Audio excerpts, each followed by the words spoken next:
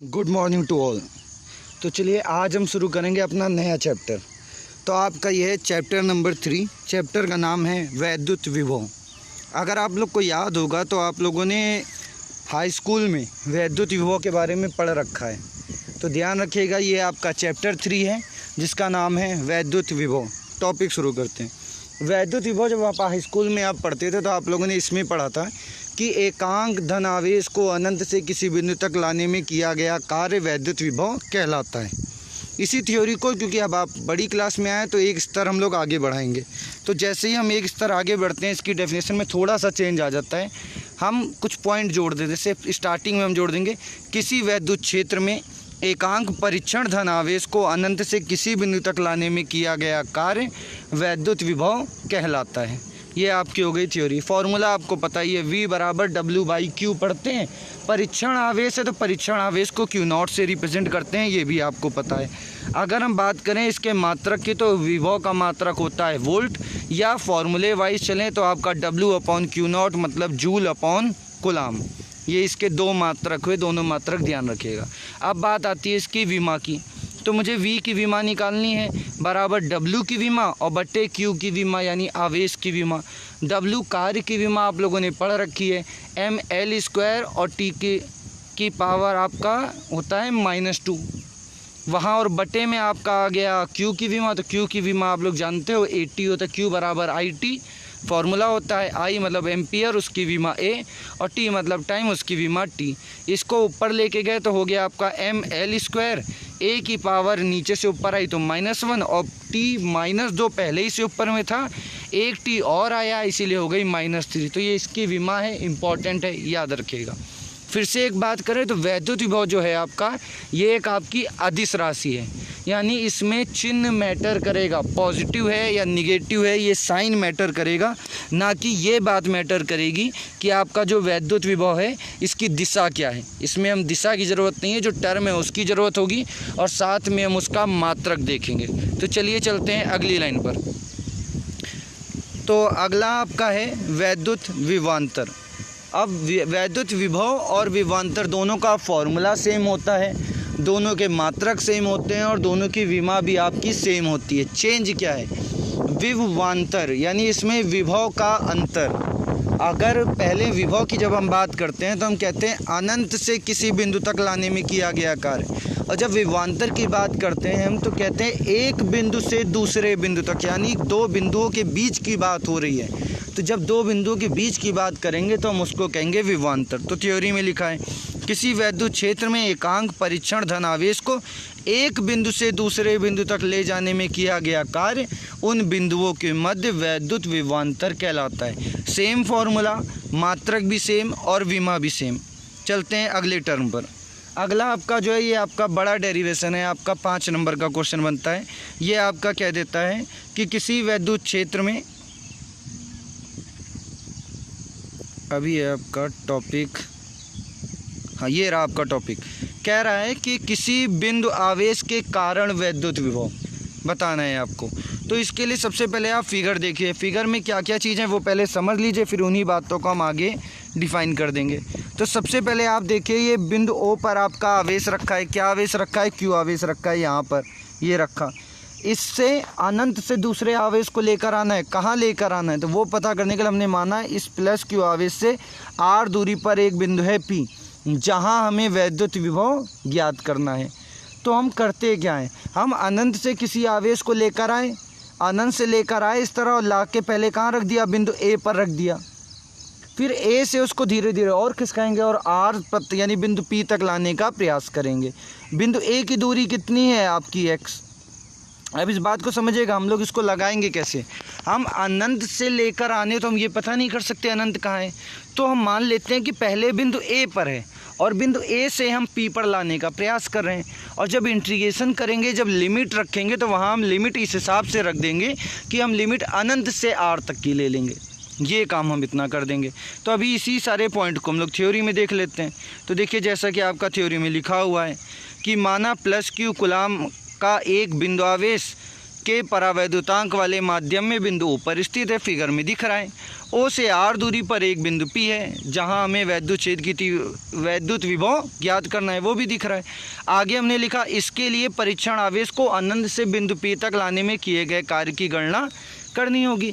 पर अनंत से बिंदु P तक किए गए कार्य की गणना डायरेक्ट हम नहीं कर सकते, तो हमने मान कहाँ लिया कि आवेश कहाँ है, A पर है, और A से हम थोड़ा सा आगे किसका रहे हैं, तो हमने उसी के बाद लिखा है। इसके आगे हमने लिखा यदि परीक्षण आवेश रेखा OP को आगे बढ़ाया, रेखा OP के अनुदिश O से X दूरी पर, तो यहाँ देखिए फिगर में आपका O से X दूरी पर, ये दूरी पर एक बिंदु A तक रखा हो, या एक बिंदु A तक नहीं होगा, A पर रखा हो, तो इस पर कार्यरत वैद्युत बल आप लोग जानते हैं, दो बिंदु आवेशों के मध्य लगने वाला कूलाम के नियम से हम निकालते हैं, तो कूलाम के नियम का इस्तेमाल करते हैं और लिखते हैं वैद्युत बल। तो F बराबर 1/4πε0 K क्यों, क्योंकि परावैद्युतांक लगा है माध्यम का, Q0 क्योंकि एक आवेश है Q और दूसरा है Q0 अपॉन बीच की दूरी, तो दोनों के O और A बिंदु के बीच की दूरी क्या है, तो ये देखो आपके O और A के बीच की दूरी क्या है, X है।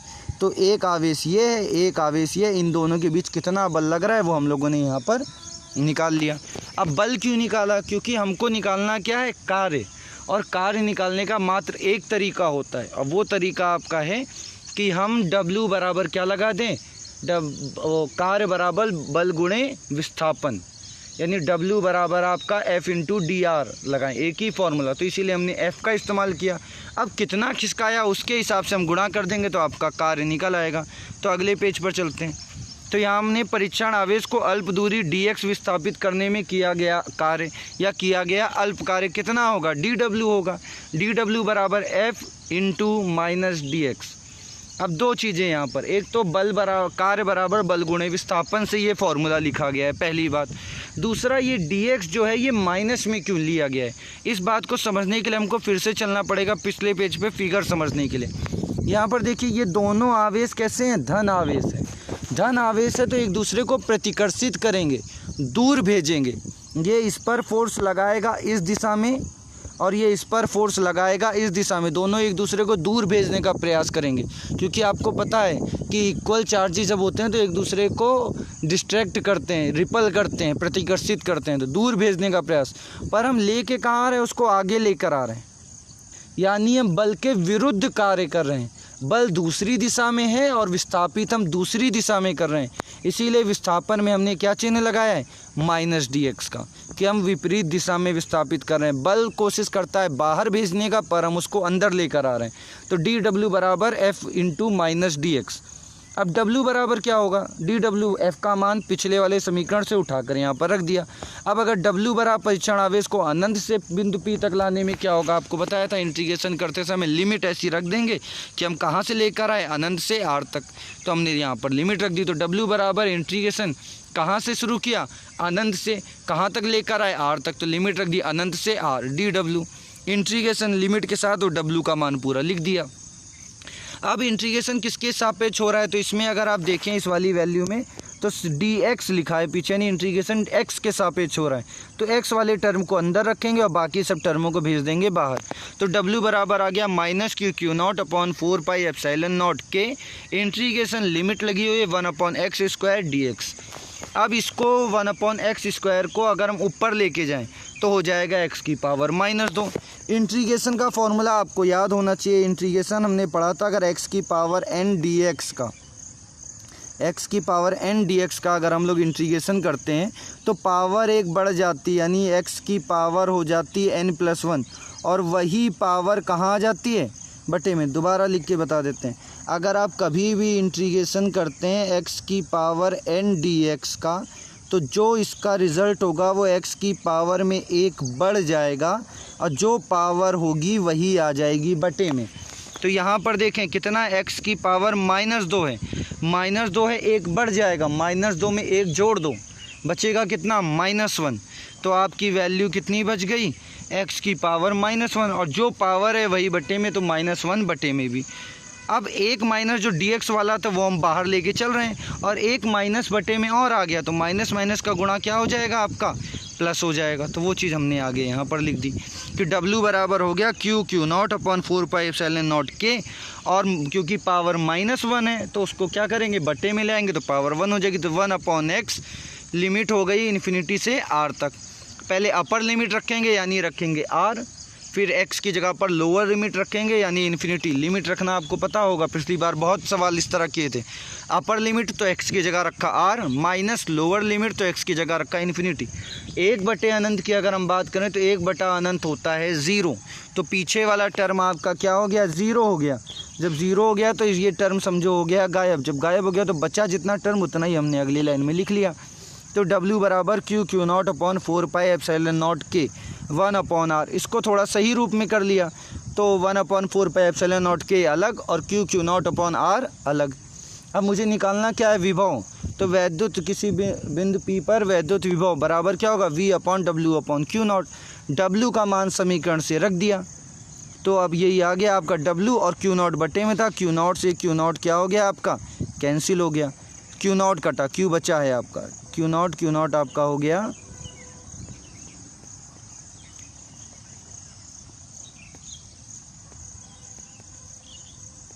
Q0 कैंसिल हो गया, बाकी टर्म आपका बच गया। जो बचा उसको हमने अगली लाइन में लिख दिया। तो V बराबर 1/4πε0 के Q/r, इतनी वैल्यू आपकी बची।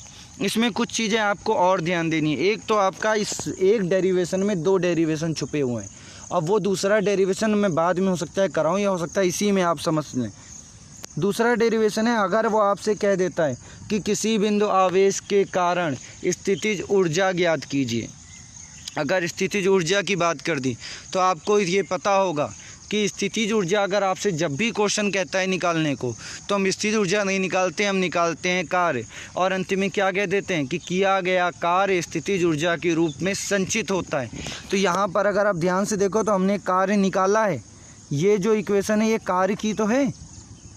तो अगर आपसे स्थितिज ऊर्जा भी पूछता कि किसी बिंदु आवेश के कारण स्थितिज ऊर्जा, तो आप इस W की जगह क्या लिख देते, U लिख देते, क्योंकि स्थिर ऊर्जा को U, और बस आपको एक लाइन इसके नीचे लिखनी थी कि किया गया कार्य स्थिर ऊर्जा के रूप में संचित होता है। W की जगह U लिख देते तो U बराबर हो जाता 1/4πε0 के Q0 अपॉन r।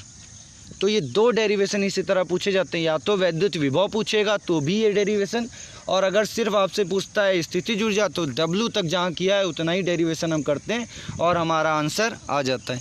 अब अगर वायु की बात करें, क्योंकि यहाँ पर माध्यम के मान रखा है हमने, अगर माध्यम के ना मानते हम बात करते हैं किसी वायु की, तो वायु में K का मान कितना हो जाता है आपका, 1 हो जाता है। तो K की जगह 1 रख दिया तो V/1/4πε0 Q/r।